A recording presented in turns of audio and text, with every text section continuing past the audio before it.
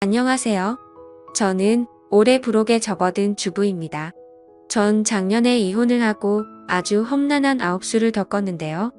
전 남편과 저는 고등학교 동창이었습니다. 그렇다고 고등학교 때 사귀어서 결혼까지 이어진 건 아니고 그냥 같은 반 클래스메이트였죠. 고등학교 졸업 후에 한 번도 못 보고 살다가 제가 대학 졸업 후 번번이 공무원 시험에 떨어지고 카페 알바를 하고 있는데 남편이 우연히 제가 일하는 카페에 찾아왔다가 저를 발견하면서 인연이 시작되었어요. 저는 처음에는 야반갑다. 너 땡땡 고등학교 2학년 5반계 맞지? 여기서 일하는구나? 나 근처 공공대학교 다니는데 혹시 너도 우리 학교 다녀? 하고 말을 꺼낸 남편을 못 알아봤습니다. 흰 셔츠에 세련되고 깔끔한 차림의 지적인 명문대생이 맨날 땀 냄새에 찌들어 있는 여드름 투성이 그 소년일 줄 누가 상상이나 했겠어요. 남편은 4년 만에 무슨 일이 있었던 건지 완전히 환골탈태해서 훤칠한 남자로 변해 있었습니다. 아니 나는 니네 학교는 아니고 그냥 취업 준비 중이야. 저는 말끝을 흐렸습니다. 저는 남편의 명문대 옆에 붙어있는 소위 말하는 상류 대학이었으니까요. 하지만 그 후로도 남편은 제 학벌 따위 아랑곳하지 않고 하루가 멀다 하고 저희 카페에 드나들었고 끝나고 뭐하냐 이번 주말에 시간 되냐 대놓고 저에게 호감을 표시했습니다. 하지만 저는 명문대생에다가 부잣집 아들인 남편이 굉장히 부담스러웠습니다. 그래서 고민 끝에 고등학교 친구에게 얘기하니까 친구는 야 걔가 진짜로 너 좋대. 대박 그럼 무조건 사귀어야지. 걔네 엄마 강남 건물주잖아. 완전 부동산 갑부라면서 그게 무슨 고민할 거리나 되냐며 무조건 사귀어야 된다고 호들갑을 떨었습니다. 저는 서울 상류 대학 졸업하고 공무원 시험도 떨어지고 취업도 번번이 낙방해서 여전히 제 학생들이랑 같이 카페 알바나 하고 있는 데다가 저희 집은 부모님이 시골에서 농사 짓고 있어서 조건으로 따지면 비교도 안 되는 상황이었거든요. 그래서 계속 저를 쫓아다니면서 대시하는 남편이 밀어냈고 남편이 자꾸 찾아오지 못하게 원래 다니던 카페도 그만두었습니다. 그리고 다른 동네 카페로 옮겼는데 남편이 어떻게 알고 여기까지 찾아왔더라고요. 알고 보니 제 고등학교 친구한테 전화해서 통사정을 했대요. 자기는 저 아니면 안 된다고 이렇게 다시 만난 건 운명이고 기적인데 이런 운명을 놓치면 평생 후회할 것 같다고 도와달라고 했다네요. 그러면서 제 앞에 꽃과 반지를 내밀며 정식으로 사귀자고 프로포즈를 하는데 솔직히 그 순간에는 저도 여자인지라 가슴이 너무나도 설레고 떨려서 머리로는 안 되는 줄 알면서도 저도 모르게 사귀자고 말해버렸습니다. 남편은 사귀고 나서 지극정성으로 잘해주고 본인 학점 챙기기도 바쁠 텐데 제 취업 준비를 살뜰히 도와주었습니다. 하지만 저는 번번이 낙방을 했고 작은 회사 격리 자리라도 취직을 하려고 마음먹고 있는데 임신 사실을 알게 되었습니다. 저는 어쩔 줄 몰라서 남편에게 울면서 말했는데 남편은 오히려 너무 잘됐다고 좋아하더라고요. 이걸로 자기 엄마 반대를 설득할 수 있겠다면서요. 저는 처음 시어머니를 만나러 가는 자리에 마음을 단단히 먹었습니다. 막 드라마에서 봤던 것처럼 저한테 아이를 지우라고 돈봉투를 내밀거나 물잔을 들이붓거나 하는 상황이 있을 수도 있겠다는 생각이 들더라고요. 그런데 그날 저는 시어머니에게 돈봉투를 받았는데 그 돈봉투는 한약 지어 먹고 몸에 좋은 음식 사 먹으라고 준 용돈이었습니다. 시어머니는 기왕 이렇게 된 것도 인연이니까 앞으로 잘해보자고 내가 딸이 없으니까 너를 내 딸로 생각하겠다고 했습니다. 그러면서 결혼 조건을 내걸었는데 이들이 아직 26밖에 안 됐고 남편도 대학원 가서 교수까지 되려면 부모의 경제적 지원이 한참 필요하니까 자기 집에 들어와 살라고 했습니다. 저는 흔쾌히 그러겠노라고 했어요. 솔직히 그땐 계속된 취업 낙방으로 자존감이 바닥까지 낮아졌을 때여서 학벌이며 집안이며 재력이며 능력이며 가진 거 하나 없는 저를 받아주고 결혼 승낙해주는 것만 해도 감사하다는 생각이 들었습니다. 무엇보다 왜 애부터 가졌냐고 타박 한마디 없이 좋게 말해주는 시어머니가 너무 고마워서 결혼하면 제가 모시고 살면서 더 잘해드려야지 마음먹었습니다. 그렇게 저는 배가 더 불러오기 전에 서둘러서 식을 올렸고 친구들은 카페 알바나 하던 내가 한순간에 명문대생 남편 만나 강남 건물주 며느리까지 되니까 부러워서 어쩔 줄 몰라 하더군요. 취직 대박 났다고 신데렐라라고 그렇게 뒤에서 시샘으로 수군거리던 애들이 또 제 앞만 오면 남편 친구나 후배 중에 괜찮은 남자 있으면 소개시켜달라고 그렇게 아부를 떠는 거 보면 역시 여자는 남편 잘 만나서 시집 잘 가는 게 제일이다 싶어서 뿌듯하고 즐거웠던 것도 사실입니다. 여하튼 저는 주위의 부러움을 한 몸에 받으며 남편과 결혼했고 아이가 태어나기 전까지는 아주 잘 살았습니다. 그런데 이 행복이 출산과 동시에 끝날 줄은 상상도 못했습니다. 병원에서 몸을 추스르고 딸을 데리고 조리원으로 옮기려는데 시어머니가 제 품에서 딸아이를 데리고 가더니 자신이 조리원에 들어가는 게 아니겠어요. 저는 애는 내가 낳았는데 왜 시어머니가 조리원에 들어가는지 대체 이게 무슨 일인가 싶어 어안이 벙벙해져 보고 있는데 뭘 그렇게 멀뚱멀뚱 보고 서 있어. 얼른 집에 가서 내 남편 밥도 해주고 잘 챙겨주고 그래야지.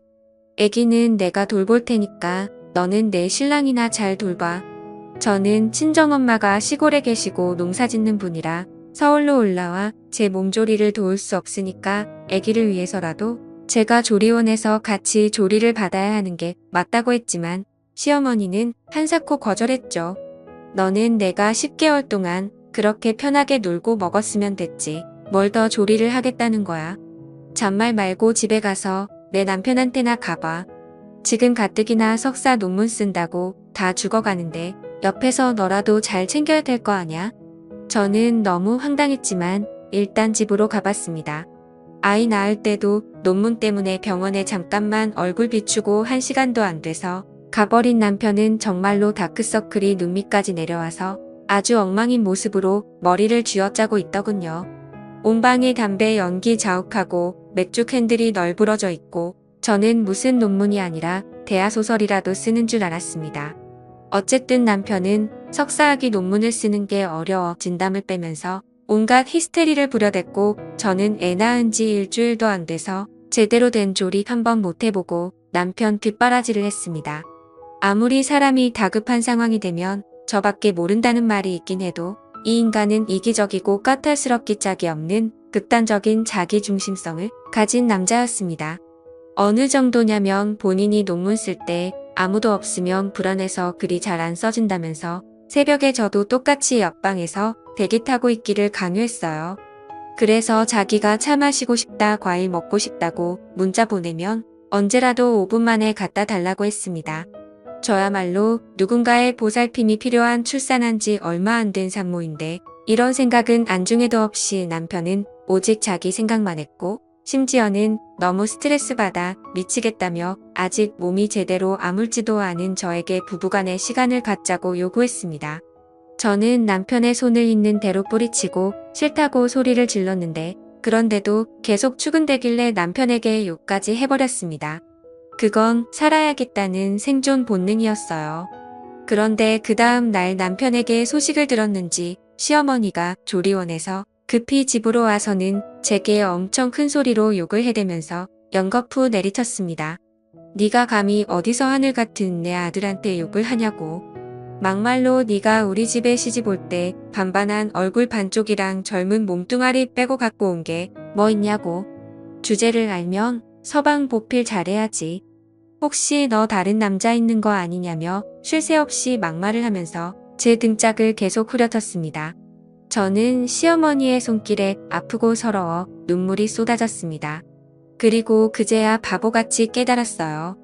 신데렐라니 뭐니 다 개풀 뜯어먹는 소리고 내가 시집을 더럽게 잘못 왔다는 걸요. 그 이후로 본격적으로 지옥문이 활짝 열렸습니다. 남편은 그때 제가 남편을 거부했다고 아주 안가품을 했습니다.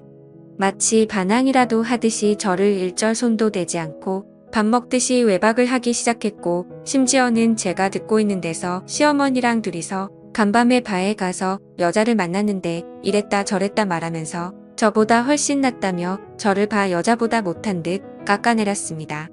저는 당장에 애를 데리고 집을 나와 이혼해버리고 싶었지만 그래도 시어머니가 돈은 많아서 딸아이에게는 최고로 먹이고 입히고 아낌없이 투자했기에 저는 아이를 생각해서 일단은 이를 악물고 참을 수밖에 없었습니다.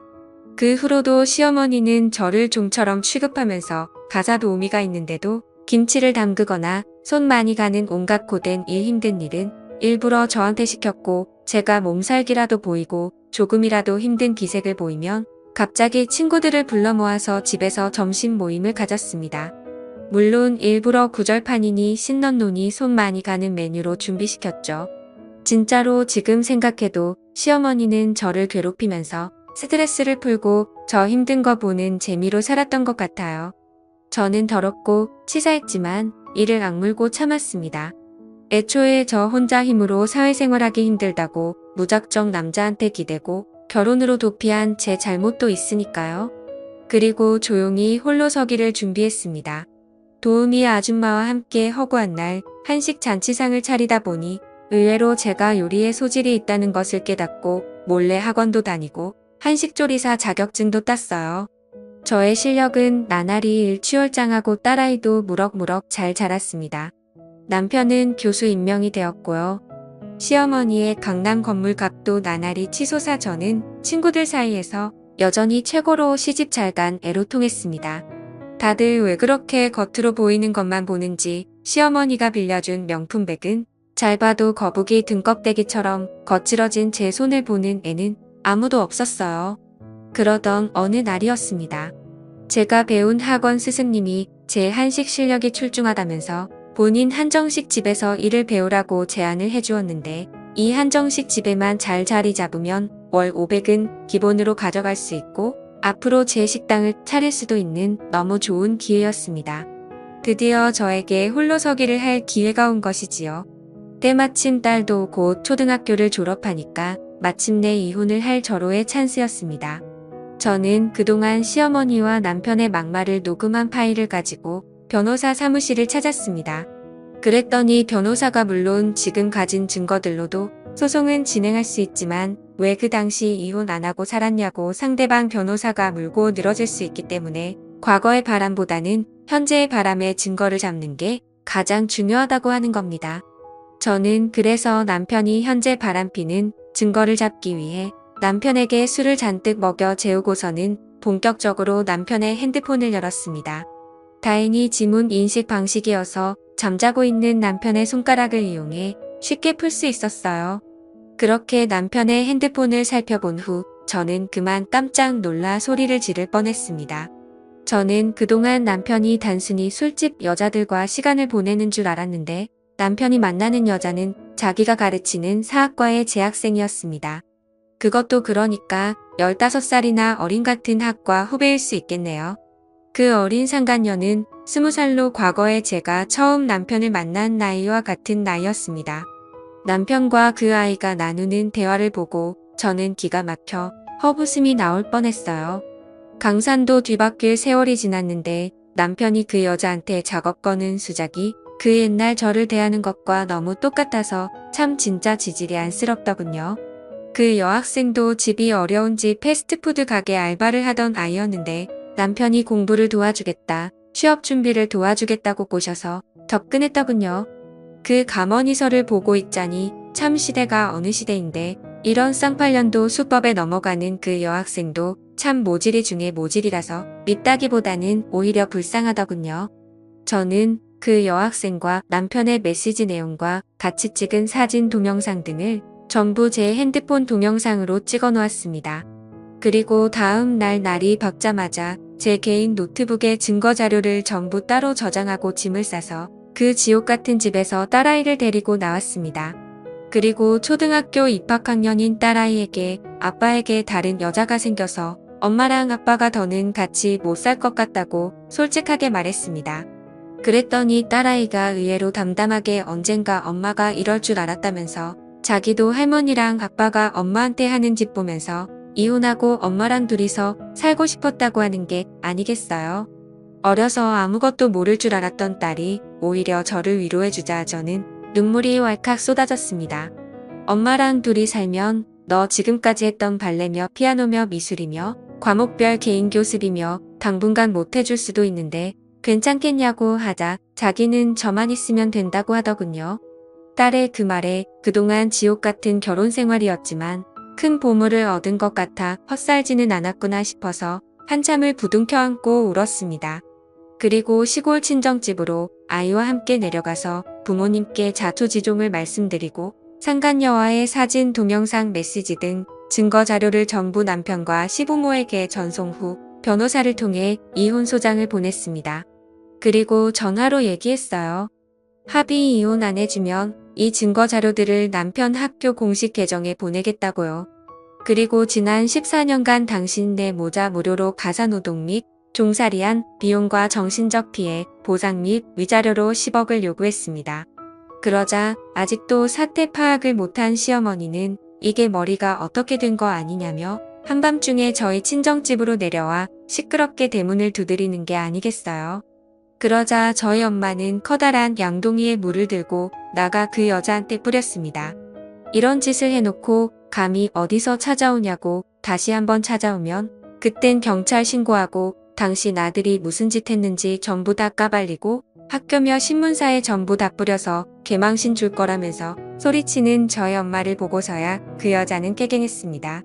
맨날 촌에서 농사 짓는다며 무시하던 사돈이 서슬퍼렇게 소리를 지르자 정신이 번쩍 들었던 거죠. 그래도 정신 못 차린 그 여자는 아니 사돈 남자가 사회생활하다 보면 한두 번 바람필 수도 있고 또 우수한 제자가 있으면 친하게 지낼 수도 있는 거지. 겨우 이 일로 이혼하면 대개 딸도 이혼녀 딱지만 달고 한번 손탄 여자라고 이 남자 저 남자가 우습게 보고 찝적댈 텐데 더 하겠어요. 그러다 신세 망치면 집안 망신이야 하며 개소리를 늘어대던 시어머니는 미처 말을 마치지 못했습니다. 듣다가 화가 머리끝까지 난 저희 아빠가 우리 집 개들을 잔뜩 풀어놓았기 때문이죠. 개들은 무섭게 짖으며 그 여자를 향해 힘차게 달려갔고 그 여자는 너무 놀라 엄마야 사람 살려를 외치며 물에 빠진 생쥐꼴로 꽁지가 빠지도록 도망을 갔습니다. 하지만 시골 길에서 얼마 못 가 돌뿌리에 걸려 대자로 뻗으며 넘어졌고 사납게 달려드는 개들을 보고 기겁을 하며 기절을 하더군요. 우리 집 개들은 훈련을 잘 받아서 사람을 무는 개들이 아닌데 시모가 지은 죄가 워낙 많다 보니 찔리긴 찔렸나 봅니다. 저는 구급차를 불러 시어머니를 이송하고 남편에게 데려가라고 연락했습니다. 남편은 자기가 잘못했다고 한 번만 용서해달라고 자기는 딸아이가 없으면 못 산다고 울면서 빌었는데 저는 너 같은 더러운 놈 밑에서 내 딸 키우기 싫다고 쏘아붙여줬어요. 딸이 있는 아버지가 어떻게 20살짜리 여자를 건드릴 수 있냐고 그냥 개처럼 살다가 지옥이나 가라고 해줬네요. 남편과 시어머니는 결국 제가 학교 제자와 바람핀 거를 폭로하는 게 무서워서 합의 이혼을 해주고 위자료로 10억을 송금했습니다. 저는 그 돈으로 서울에 집을 얻고 지금 한정식당에 근무하면서 딸과 함께 하루하루 열심히 살아가고 있어요. 듣자 하니 남편은 그 제 버릇 못 고치고 개짓거리 하다가 이번에는 제대로 꽃뱀한테 물렸나 보더라고요. 듣자 하니 그 꽃뱀이 한몫 단단히 잡으려고 작정을 했는지 시어머니 건물 반을 합의금으로 요구하고 있나 보던데 참 그때 이혼한 게 얼마나 다행인지 모릅니다. 아무것도 모르는 친구들은 바람 그까짓 게 뭐라고 건물주 며느리의 교수 부인 자리를 박차고 나오냐고 지금도 제 복을 제가 차버렸다고들 하지만 저는 속으로 코웃음을 칩니다. 어줍지 않게 남자 믿고 신데렐라 꿈꾸다간 인생 한 방에 훅 할 수 있으니까요. 이 다음에 딸한테도 말할 겁니다. 괜히 남자한테 기대려다가 피보는 수가 있으니 내 능력부터 갖추고 한 번뿐인 인생 누구에게도 휘둘리지 말고 더 자신을 아끼면서 살라고요. 감사합니다.